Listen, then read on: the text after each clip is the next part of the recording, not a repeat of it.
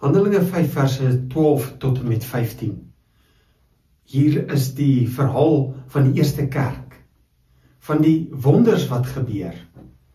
Die wonders wat gebeur, selfs as as Petrus verbystap en sy skaduwee net op iemand val. Maar vir my is die kern hier nie die blote feit dat daar wonders plaasgevind het nie. Maar hoor net hier in vers 14. Tog is baie mense wat in die Here geglo het, mans sowel as vrouens, al gaande by hulle getalle bygevoeg. Nuwe mense kom by. Hoekom kom hulle by? Want hulle beleef God. Hulle beleef iets van God. Ons vra weer, en ons bid nog steeds vir herlewing.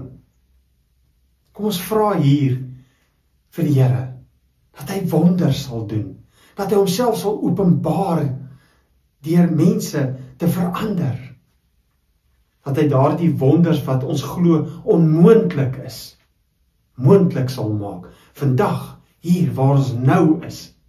Ek begeer om te sien hoe mense verander, hoe mense bygevoeg word by die kerk, elke dag.